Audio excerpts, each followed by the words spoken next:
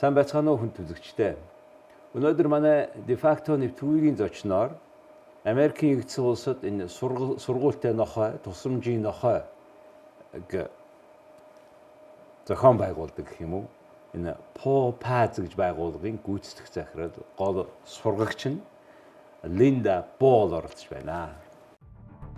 Линда Болл PawPADs төрийн бус байгууллагын үүсгэн байгуулагч, туслагч, нохой сургагч. Линда нь 1990-ад оны ихэр Монголд 3 жилийн турш энх тайвны корпусын сайн дурын ажилтнаар ажиллахдаа Монголын анхны дохионы хэлний толь бичгийг бэлтгэн хэвлүүлсэн. Удаан хугацаанд олон улсад хүмүүнлэгийн ажил хийж байсан тэрээр хөтөлбөрийн чадвараа алдсан чихрийн шижин өвчтөй хүмүүст туслах өөр нэгэн санаолсон нь туслагч нохой сургах байсан бөгөөд PawPADs төрийн бус байгууллага удалгүй байгуулжээ. Монголд туслагч нохой юу хийж чадах, хүмүүстэй хамтран хэрхэн бие даахтанд тусалж чадах талаар нийгэмд ойлголт өгөх, нохойг үнэлэх үнэлэмжийг дээшлүүлэхээр зорин ирсэн байна. Welcome to Mongolia. San Beno, thank you. It is not your first visit to the country. It is not my first visit. And you were here way back, 20 or so years back, right? Exactly, from 1993 to 1995. I was a Peace Corps volunteer. Peace Corps volunteers. And what brought you to do the things what you do now? And when and how? What was the circumstance you have decided to change your career? I had been working in international humanitarian work in Bosnia and in Honduras, and I kept seeing the power of animals, and I have a long history of working with people with disabilities, and I just wanted to combine those two passions in order to create change and help people become more independent, as well as help people understand the power of what dogs can do and what partnering with dogs can do. You deal with only dogs? Correct. And your dog's doing particular things that so much make difference in the life of disabled people. Please tell us about that. Absolutely. So my specialty is training assistance dogs or service dogs for people with physical disabilities. So Tori here, for example, knows approximately 80 different tasks and skills to be placed with someone with who uses a wheelchair or who has a mobility challenge. We also do train diabetic alert dogs, where they can train or they can alert to a change in blood sugar. So when blood sugars drop very quickly, the dog will alert and tell us to check our blood sugar. How would the dog sense it? That is scent. It's a scent related. Yeah. So we use basic scent training. So what you're saying is a dog can make a difference with diabetes person if it goes down? Absolutely. They smell it. Absolutely. Yeah. And they actually alert often about 20 minutes ahead of what the meter says, so when people check with a meter. So a person with diabetes, instead of their blood sugars doing this, they're doing this, is the goal. There is a particular cases you have been, or used that, this... We've placed 4 or 5 different diabetic alert dogs, and we've placed 2 with families of children. So the dog actually alerts to the parents that the child's blood sugar is low. Well, it happens too, huh? Yes, So absolutely. how do you train the dogs like this? You know, we use all positive methods because we're training dogs for people who might be vulnerable, whether it be someone who utilizes a wheelchair or has diabetes. And so we need the dogs to, first of all, want to work and want to help. And we need to have a really good relationship and a bond. So that's why we use very reward-based training. And we also want the dogs they need to enjoy what they're doing and want to replicate it. Wow. So please tell us some statistics. How many dogs you have been training since what? How many people are there? Where are your dogs now? Well, and so PawPADs is a relatively small organization. The most dogs we've had in training at any one time was 28. And now we have 11 in training currently. We've placed about 20 dogs with their people with disabilities. What makes us different as an organization in the United States is that we use the process of training as an educational and a therapeutic opportunity. So, for example, Tori here was trained primarily in a prison by inmates. And through that process, the inmates, or we also work with youth at risk, so kids who are having behavioral challenges. Through that process, they learn emotional regulation and self-control and unconditional love, parenting skills, communication skills, responsibility, different levels of responsibility. So we kind of build into the entire training of the dog has an impact, has a positive impact. How long does it take It takes training dog? between 2 and 2.5 years in general. And how old should be the dog to start with? We do find it's easier to start with puppies. If we start with 9 or 10-week-old puppies, by the time they're 16 weeks, 18 weeks old, I can have them turning on a light. Okay. So kind of getting them young and getting them exposed. So let's do a couple tricks that the dog can do. Sure. Do you want me to stand up or Yeah, stay well, seated? you can sit and show Okay. otherwise. Tori. Good job. Tori. Ready? Light. Good girl. Tori. So the handicap accessible buttons in the United States primarily, this Yes. is how we begin training it. Yes. Touch. That was easy. Good job. Tori, get your leash. Get your leash. Thank you. Tori. Tori. Uh-oh. Get it? That's it. Basket. There you go. Let's try that again. Get it? Basket. Good girl. Yes. Nice job. So she can do laundry. She can turn on lights. She can pick up a credit card. Uh-oh. That's it. This one might be hard. That's it. Give. Yes. It's because it's flat. It's staying. It's I very know. hard. She just keeps at it. Wow. Good job. Wow. So it basically it can help to open the even the hotel room with that. Yeah, or if they drop it. And then for diabetics, the alert looks like this. Tori, alert. Tori, alert. That's it. Alert. So she's very persistent, like check your blood sugar. Okay, so that the person takes the right measure on time. Exactly. Which is a matter of life issue. It is, for particularly when blood sugars are going low. Yes. Good girl, thank you. So you said how many dogs? Down. So far you have a place. We've placed 20 dogs. 20 dogs all Yeah. around the states. Primarily in Minnesota, and the reason that we keep the placements pretty close is because we do a lot of follow-up. We want these tools, this piece of adaptive equipment is what they're considered to work, and we want to make sure that we're there to follow up on any challenges. How much do you Settle. see the needs for that? The dogs helping the people. I think there's a huge need, and for example, in Mongolia, what our vision is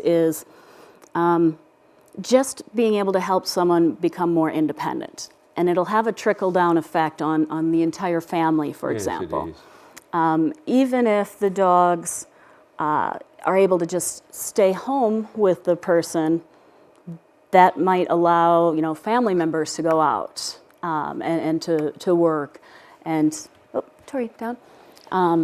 So that and the emotional connection, the emotional. Yeah, in this case, I you know. found not only a dog as a friend, which happens a lot Yep. almost. Down. I don't know, 1/3 of families probably they have dogs in the U.S. I saw many families having these dogs almost like members of the family. Settle. And in particular, Settle. in cases of people where this sort of needs, this is a unique, it's replaceable. It is. They become inseparable. I mean, as far as it just becomes like one, that they begin to think off of each other. The dogs begin to look ahead and anticipate what is needed. And so it becomes a real integral dance between the two. You have been working also in Latin America, right? Honduras. I did, yes. And Bosnia, right? Correct. In Europe. Mm-hmm. What brought you there?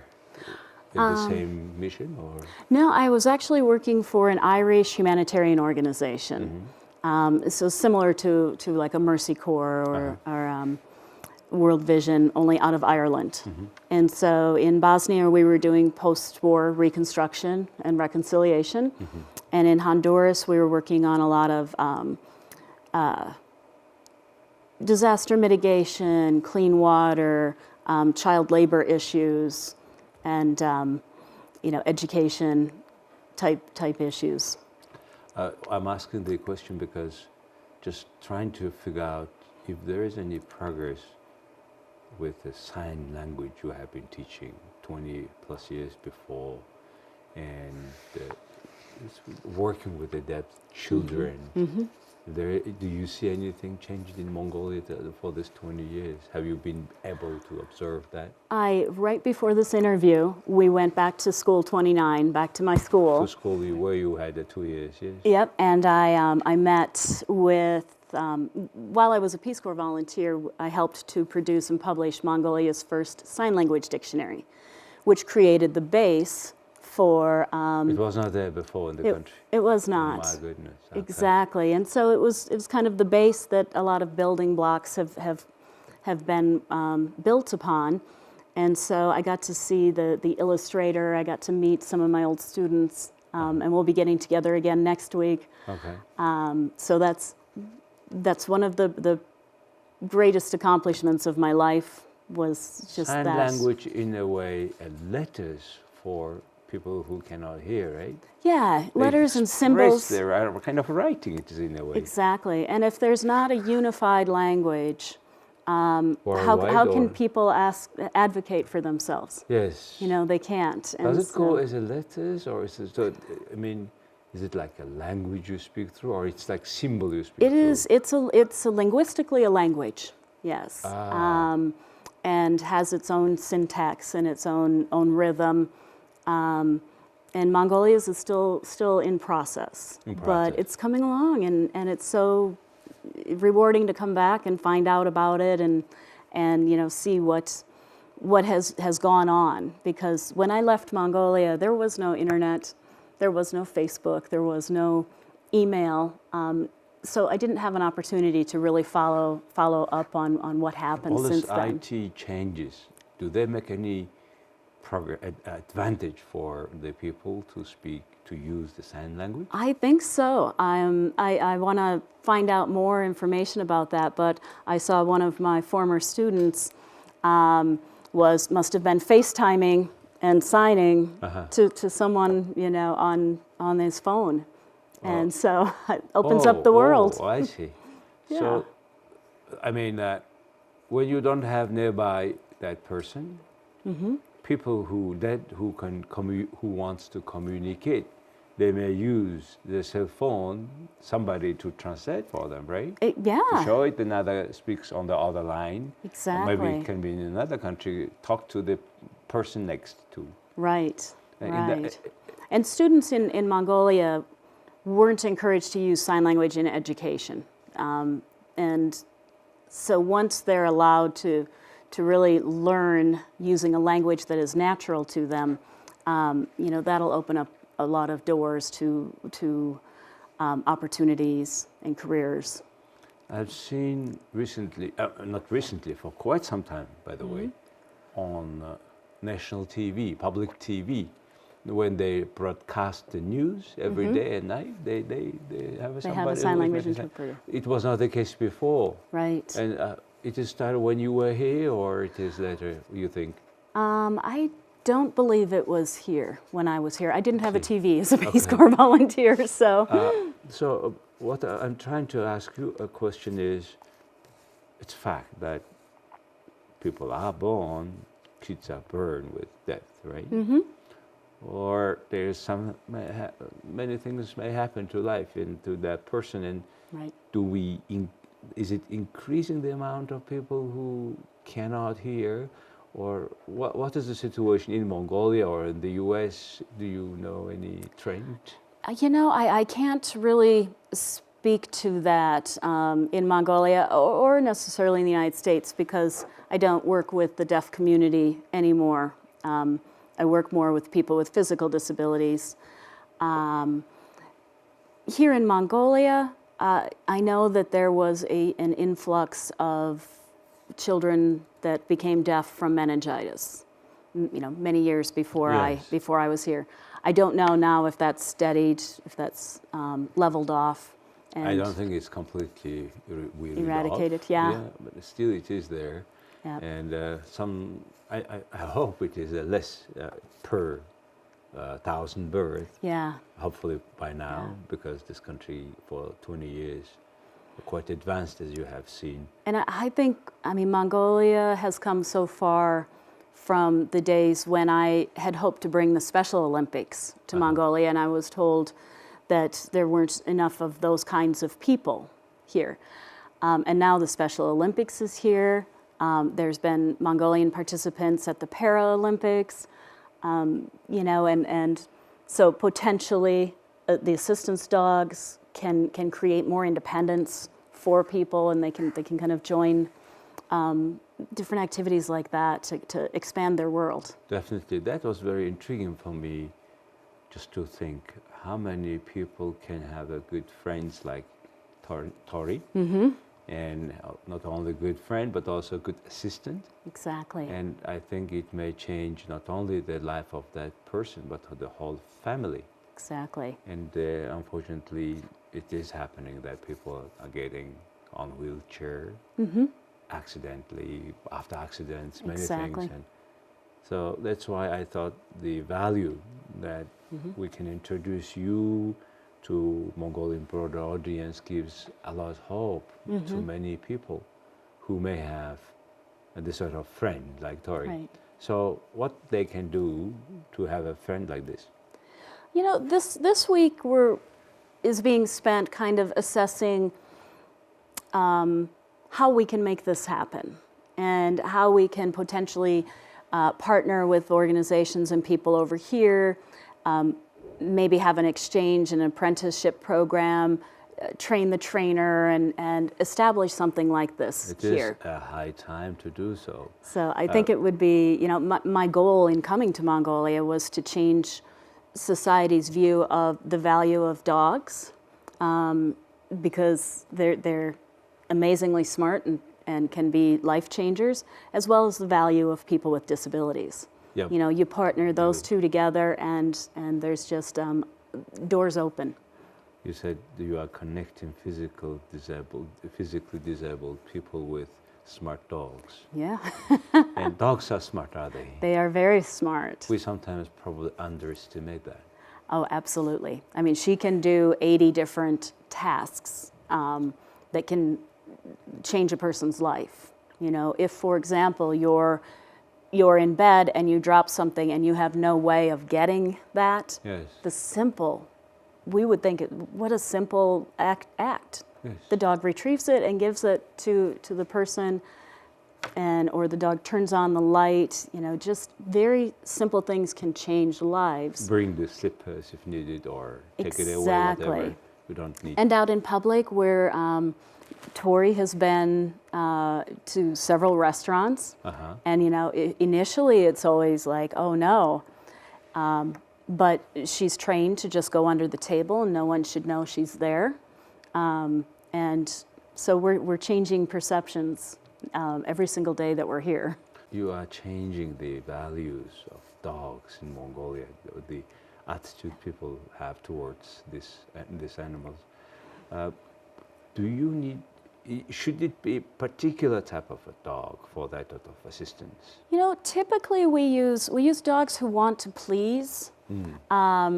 Dogs who, you know, are kind of your family dog, that they like children. Our typical breeds are Labrador retrievers, golden retrievers. Tori here is a cross between a Labrador and a golden. So I tend to use, the larger dogs because she can brace. If someone falls down, they can help the person get up. They can help guide the person up the stairs one at a time by taking some weight on. So I look for a little size as well. Is it because harder to train other type of dogs? Because we don't have that much, I think, Labradors in Mongolia. Right. Well, that would be a case of potentially bringing the right dogs in. We also, as an organization, we do use a combination of rescue dogs, and we use purpose-bred dogs. And I don't see a lot of difference in ability, certainly not in ability. So it's really the temperament and the health that we're looking at. And also your approach how to deal with the dogs. Yeah, and we train the clients. When the dogs are placed, the clients go through a 2-week training to learn how to use this. So you train first the dog, then you place to the client, Yes. and they get together 2 weeks or so. Yes. You just reminded me the story with Oyanga, my young friend. She was on my program a few years ago. Yeah. And now she's a blind young lady. Yes. But she has a Labrador dog. I think it's the only dog in Mongolia so far, except Tori and I. I think Now this week, yeah. Have they met? They have. We've been spending actually our whole tour this week, and all of the meetings were arranged by Uyanga. Yes. And so, yes, her and Gladys have met. All these years, Oyanga and Gladys. Yes. Even in Mongolia, she's become very famous. Oyanga with the white dog. And Uyanga is a pioneer here to get that. This partnership can open doors and change lives. And yet there are so many people who need that dog here. Exactly. And first of all, the people who cannot see, blind people, and plus this disabled, physically challenged people. And I don't know, at least I'm trying to do my best to get this information disseminated. People like you, they are there, the people understand they are there, they are already existing kind of work already there. What should the whole country do so that we have this culture, we have more dogs trained, and people have more assistance in their life? Things are changing. There are new laws that protect people with disabilities that have just been enacted in Mongolia. So I think a lot of it will be education and advocacy, which a program like yours offers so much to get that information disseminated. It is about education. It will be about placing 1 or 2 dogs, and then 2 or 3 dogs, and the more visibility and the more good experience and exposure that people have. So just this week that we're here and we're meeting with hundreds of people, and those hundreds of people are meeting Tori and seeing Tori and Gladys in a restaurant together under the table, and then they're telling people. And so I think that's kind of the way forward, is just step by step and just continue to get the information out to the general population. What keeps you moving to do all these jobs all these years? Why? What is that motivation comes from? I'm tenacious. I just get something in my head. Interestingly, when I decided to found PawPADs, I was working in Honduras, and I was working with children in the city dump, and I found myself watching the dogs. And I said, wow, I've been doing this too long. I need to do something different that still helps people. Only at that point, I also wanted to include helping dogs. And I just made that decision that I was going to do it. And I developed a one-page kind of concept of this is what I want to do with this service dog organization. I want to use the training as an opportunity to help people gain life skills. And then the second point was I want to eventually bring this concept to other countries. And here it is, I founded the organization 10 years ago, and here we are in Mongolia. What a great job. And I love what I do. I mean, I'm passionate about it. Linda, you are doing tremendous changes. You are making the whole world global in their will to help each other. And also with these animals like dogs. Thank you. The world needs us to help each other. Certainly it does. It does, so. Thank you very much. Thank you so much. Thank you. All the best. And I want Mongolians have many of these sort of dogs like Tori. That sounds good, and I want to be a part of it. Thank you. За хүн төлөвчтэй өнөөдөр манай de facto нэвтрүүлгийн зочин нарыг сонин хүн оролцлоо. Та бүхэн сонслоо. Нохой хүний амьдралд ямар гэж чухал үүрэг гүйцэтгэж болохыг манай энэ зочин Линда Болл харууллаа. Их баярлалаа.